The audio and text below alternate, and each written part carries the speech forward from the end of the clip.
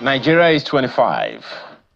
At least this democratic experience, the Fourth Republic, is 25 years old. And we're celebrating these 25 years, 31 years after we had what is considered the freest and fairest election in Nigeria. This happened in 1993. Now we are trying to find out exactly how you would say we have fared over the years. There are those who believe that in our journey as a nation, without the rule of law, there is no rule. And without the rule of law, there is no validation for laws. Now, who are the people responsible for lining up with the rule of law? We, the people. We have a grundom, the Constitution of the Federal Republic of Nigeria. 5 amendments gone, a few more coming, and we're still wondering whether or not we're lining up with the rule of law in our country. Now, we'll be having a conversation this morning with a legal practitioner who knows exactly what we are talking about here when we're talking about the rule of law in our nation, Nigeria. And the whole idea is for us all to check how well we are doing in that regard and whether or not we are where we want to get to. Want to weigh and review the role of the judiciary in our democratic journey and how we fared in upholding the tenets of democracy 25 years into the Fourth Republic. Have we evolved? Have we developed? Or are we still at the same spot? There are arguments here and there about whether or not the federal government, the judiciary, should be selected. The head of the judiciary, the Chief Justice of Nigeria, should be selected or sworn in by the president or whichever way we want to look at it. Is the judiciary independent enough to play its role as it should? Or is Nigeria's judiciary, like the states' houses of assembly, an appendage of the federal government's executive arm? Let's have this conversation this morning with Mr. John Oloyede, who is a legal practitioner. He joins us virtually from here in Lagos. Good morning, Mr. Oloyede. Good morning. Thanks for having me this morning. Well, you have been around for long enough to know whether or not we are going the way we ought to go democratically in Nigeria. We're celebrating 25 years of unbroken democracy in Nigeria in this Fourth Republic. And this date, Democracy Day, has been declared as June 12, or June 12 is now officially our Democracy Day, celebrating what happened 31 years ago. What would be your assessment of how far we've done, particularly from the space of the judiciary where you operate? Well, my assessment is just one word: appalling. From all indications, everything has been appalling. Like you said, one has been around enough for long enough to appreciate where Nigeria has been and where we are today. And as young as I am, I know enough to say that we have not really evolved in a very positive way. Whatever index or whatever indices you want to use as markers, Nigeria is at the moment in doldrums. Many a time when we engage with other people about the situation in the country, even this morning I engaged, they always say, oh, you should not speak negatively about your country because out of abundance of the heart, the mouth speaketh. And when you confess negatively, oh, you can only get negative returns. But this is not about confession. This is about reality, what we see on ground every day.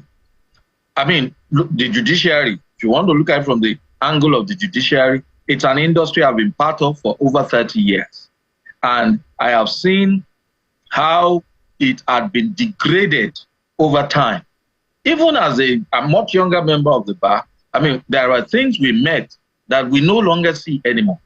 If you look at it from the political perspective, you will appreciate the fact that, moving away from option A4, Humphrey Nwosu, Professor Humphrey Nwosu, I was part of that. I was an adult. I voted. Till date, That was the best election we had in this country. It was very simple, very cheap. It was a Nigerian thing. And we all voted, we were happy. We thought, yes, this is Uhuru. But eventually, it was truncated by the military. Is it medical? Is it in terms of our institutions or schools? I mean, there are no public schools anymore. The public schools you have around, there is nobody in power in government today who will gladly put his or her child in any of the so-called public schools because they are nothing to write home about. Is it in terms of feeding the nation? I mean, look at today. Women are crying that a basket of tomato is sold for 150,000 naira. Enough money to buy land and build houses, maybe before I was born. Now you use that to just buy a basket full of tomatoes. Just name it. The only word that comes to heart at this time is appalling. That's my assessment. Let's speak to the judiciary now. I mean, you've spoken generally about Nigeria as a nation. Let's look at the judiciary. One of the things that comes to my mind whenever we talk about the judiciary the way we do is that we have legal practitioners such as yourself as chairman of local governments, as members of the houses of assembly. We have had governors who are legal practitioners. We had members of the House of Representatives, senators who are legal practitioners. So if the judiciary, as you see it, first of all, what's your perception, given that we have had all of these people in practice and in government, and yet we are where we are today? Well, thank you for that question. It is good to engage in self-probe. And I'm not one of those who will pretend as if all is well. Any legal practitioner who has been in practice for, say, like 20 years in this country should be able to stand up and say, all is not well. All is not well with Nigeria because there's a lot of problems with the judiciary, the judicial arm of government. There is a lot of problem in the industry of law.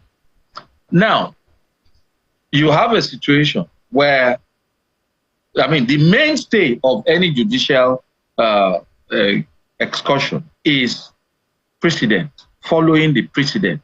Well, I mean, we call it stare decisis, standing by the decision. It is a subset of what we call rule of law, which you mentioned earlier. If there is no certainty in the administration of justice, then we have nothing in this country. At the moment, you have conflicting decisions, even at the lower rungs of the judiciary. I mean, courts, the same division of a particular court, either in a state or at federal level, giving two seriously conflicting decisions. And the political class, they are exploiting this situation to their advantage. Because most of the things we submit to the courts these days, they are not issues of common law, as I always say. They are issues of common sense. When a lawyer presents a matter before a court of law, it is good for the judge to be bold enough, to be knowledgeable enough, and to have enough integrity to look at a process and immediately tell the lawyer to his face that this is rubbish you have presented before me, and I'm not going to allow this to happen. There are situations where senior lawyers, I mean, I was discussing with a colleague recently, about 2 or 3 days ago. The Supreme Court, the apex court of the land, chastised a very senior member of the bar. And because of the presentation, because of the badness of the presentation, the Supreme Court, in its own wisdom, awarded 20 million naira damages against this, to be personally paid by the legal practitioner. You can imagine the kind of infraction that senior member of the bar must have committed for the Supreme Court, the apex court, the biggest court in the whole of Nigeria, possibly the court handling the largest number of cases, because we always say we are the largest in everything. The court awarded 20 million naira damages against a senior member of the bar. He has refused to pay years after. He still appears before the same Supreme Court, urging cases, earning fees. if a member of the bar who is younger had done such a thing, he probably would have been run out of the profession. Now, you may say, oh, that's not what we are talking about. But you see, I mean, the Yorubas have a saying. If you don't mind me quickly butting in on that one, Mr. Oloyede, just 1 second. Is the NBA incapacitated or unable to take on that kind of issue you just raised now? Because, I mean, just as you said, if we're going to look at Nigeria, and we're talking about the rule of law being the most important element of our democracy, and a member, as you said, a senior member of the bar, consequently a significant member of the bar, disobeying the court, a judgment of the court or a decision of the court, the Supreme Court of the land, and he is still able to saunter, whoever he is, still able to saunter into that same court to argue cases, then what exactly do you think is going on there? That is the problem. You see, I was leading up to that point that, you see, when you talk of rule of law means everybody is equal before the law. Now, the next question is, if I had done that, would I not have been seriously sanctioned? I would have been seriously sanctioned. Now, why hasn't he been sanctioned? Because there are different standards for different people. There are different standards for politicians and there are different standards for ordinary Nigerians. There are different standards for lawyers of a particular class and level and lawyers of a particular class and level. There are different there are different standards for, I mean, it depends on the caliber of person that's appearing before the court. And that is what makes pronounced the problem of the judiciary. It tapers into the general society, because if the court of the land can actually take on this bull that is called corruption, you see, where there's absence of rule of law, where there's no equality of the equality before the law courts, there can be nothing can stand. People are not sanctioned. Anything they do, they get away with it. So you see, the NBA, I mean, is virtually incapacitated, because it's a situation where instead of just taking this on and saying, look, yes, you are one of us, but what you have done is wrong. You will take the medical practitioner before a coroner, who is a magistrate. The coroner will look at the case and say, oh, you have committed an infraction. We see Medical and Dental Practitioners Association. They take on their members and they throw them out of the profession when they have committed an infraction. Why can we not self-regulate? Why should we wait for outsiders? A time will come. I said it before on this program, that a time will come, people will lose so much confidence in our effectiveness and efficiency as a profession. They will lose so much confidence in the effectiveness of the courts for the dispensation of justice. And then what happens? Chaos. I won't say we should pray, because we pray a lot in this country. Things that are just basic, practical. We will say, oh, we pray. You know, so that is the problem. The rule of law is not there anymore. And the court, it is only the court system that can help us separate the wheat from the chaff. When they come, the politicians fear the court. But when you sit down with the average Nigerian politician and you fraternize with them, you discuss with them, you let them know that, oh, there's no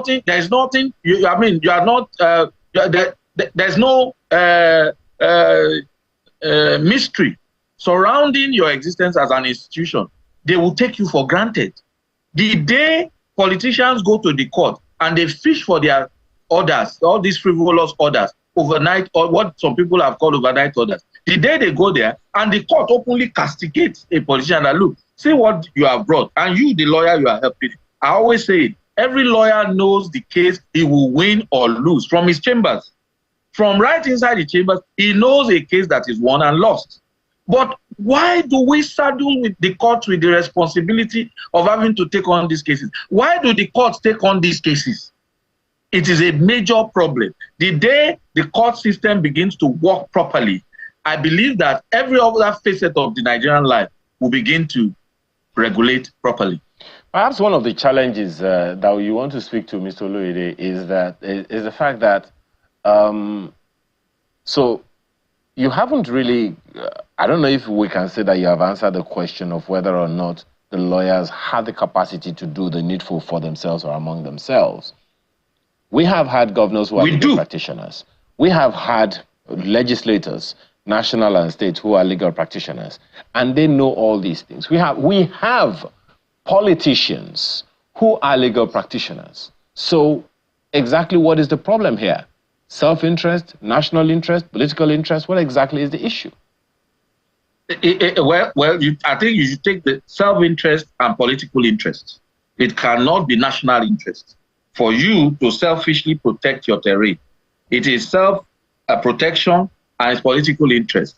Now, the average politician, I mean, it's an indication of bigotry. When you belong to a particular group, you tend to want to, I mean, dance to the tune of that group, the group that is either promoting you or that you are promoting. So once a lawyer decides to play politics, you see, it's so difficult. What I'm telling you now, if you call a partisan lawyer, a lawyer who belongs to a political party, or who is an active member of a political party, of course I vote, but I don't belong to any political party. It's so easy for me to just talk law, speak to the laws of the land. But when you call a lawyer who belongs to any political party, of course, his judgment and presentation will be clouded by his association. He has a freedom of association. But somebody coming to represent either PDP, who belongs to PDP or APC, even though he's a lawyer, he would advance the cause of his party. And damn the legal parameters. So, you see, it is about political leaning, political association. Yes, in fact, in the legislative houses, it's basically peopled more by lawyers. The lawyers who are supposed to go there and guide the other members who are non-lawyers, say, look, this is not right, this is not right. You have a situation where, at times, I see them saying they want to amend or they want to do an addendum or something like that to some of our laws because they want to circumvent the prescriptions of the Constitution of Nigeria about how to actually amend, because our Constitution as it stands is so difficult to amend. In fact, it's not amendable ordinarily because, why? Because, I mean, you have to look at the different sections of Nigerian society, different regions. And when one region says yes, two other regions will say no. And because of that, it's difficult to amend the Constitution. So what happened? The political class, they have found a way to amend parts of the Constitution insofar as it relates to their own selfish interests. For instance, it is easy for them to amend the Electoral Act or anything relating to election in the Constitution of Nigeria. It is so easy to amend to amend issues relating to sharing of the booty, expenditure. It is so anything relating to that makes things so easy. In the houses of assembly, either at state or federal level, they do it so easily. They don't have to have recourse to the court system. But when it has to do with basic salary, living wage, that's when you begin to say, oh, we have to go to Supreme Court for the Supreme Court to do this. The president has to sign an executive order. The legislative houses, oh, even if we agree, the other house does not agree. You see, it is about selfishness. The lawyers know that things are not as difficult as they appear when it comes to impacting the lives of Nigerians in a positive manner. But they are just not willing to do that because that would affect their bottom line. That is the problem. So, yes, you have lawyers everywhere. And a lot of people blame us. They say, oh, if Nigeria is going to get better, then we need to have better lawyers. There are very good lawyers. In fact, majority of Nigerian lawyers are very, very, very good. But you see, when you are at the table, you don't talk. Lawyers who have found their ways into the political corridors, it's so difficult for them to espouse the law. They espouse mainly politics. It's interesting, Mr. Oloyede, that this issue is coming at this way. So there is this other vexed issue, perhaps now talking about solutions. Help us understand what this means. There are the body of senior advocates of Nigeria, who we understand as some class of legal practitioners who are supposed to demonstrate the highest levels and the highest standards. So, on the one hand, how do you see them solving any of this problem? On the other hand, is the levels, different levels of authority in the judiciary, the National Judicial Council, the Supreme Court of Nigeria, the Nigerian Bar Association, the body of benches, you name it. All these different levels of authority. Who should be doing what to ensure that discipline returns, rule of law returns, and Nigeria is the better for it? I think, well, I'll speak, I mean, this is very personal. I don't want to speculate.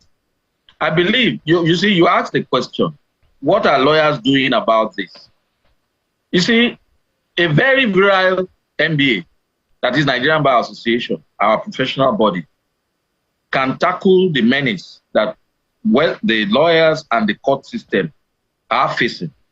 If the NBA is viral, I mean, when I joined the profession, when I got called to the bar, we had NBA president, late Mr. Alao Akabasho, Mrs. Priscilla Kuye. They were very, very strong and very active. When they got up and they talk about an issue, a very topical issue in national politics, the leaders or the rulers of our society, even military rulers, they will do what? They will shake. Because in those days, there was a clear demarcation between professionalism and politics. I mean, I was a young member of the bar. You would be proud to be a lawyer. Because even in those days, you have a situation where the hierarchy, the topmost hierarchy of the NBA, I'm not going to, I mean, in those days, you had very fewer senior advocates of Nigeria. And they were like a select group, revered group. When you have an opportunity to even see them in court advocating, you feel privileged. Not many people, they were like big masquerades in your empire of those days. You don't just see them, you don't encounter them, right? So our interaction mainly was at the bar level. And at the bar level, no matter how young you are, if you had a complaint and you went to the leadership of the Nigerian Bar Association to say, oh, look, there's this particular judge. I mean, he or she is not doing it right. The NBA will take it upon themselves to go and meet with this judge and say, look, we have been receiving complaints.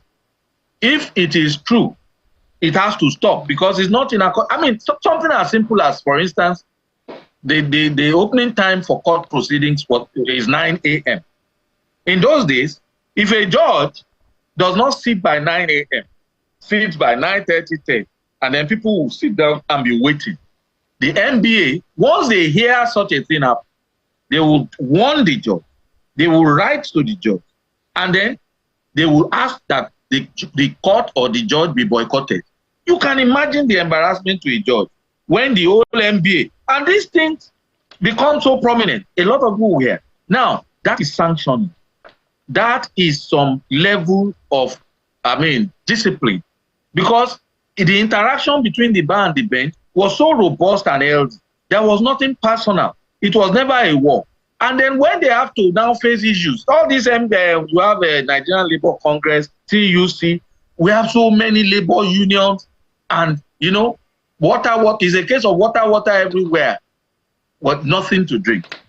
Labor unions, they call for strike, that never happened. They suspend strike and those things. When in those days, when NBA decides that a national issue is enough, we don't want this to continue anymore, every other union will rally behind the NBA, and the NBA will take on government, military rulers, and they behave. So it's not rocket science. These are matters that at the NBA level, if NBA is not playing politics, if we don't have politicians heading the NBA, I mean, we can solve this problem. Well, it's a matter of health. It's the health of an institution, but it is the most important institution in the Nigerian polity. Well, it is sick. I'm hoping, Mr. Oloyede, that everyone in the profession actually does see the judiciary as a most critical practice in our country, because We're talking about the rule of law generally, and it's something that cascades not just from the federal government, but down to the ward level in every local government. It's an ongoing conversation. I hope we can take this on some other time and perhaps also have broader conversations, broader perspectives on this issue so we can have a better nation in the nearest future. Thank you so much for your time this morning. John Oloyede is a legal practitioner, joined us virtually from Lagos. Thank you again for your time. Thank you very much.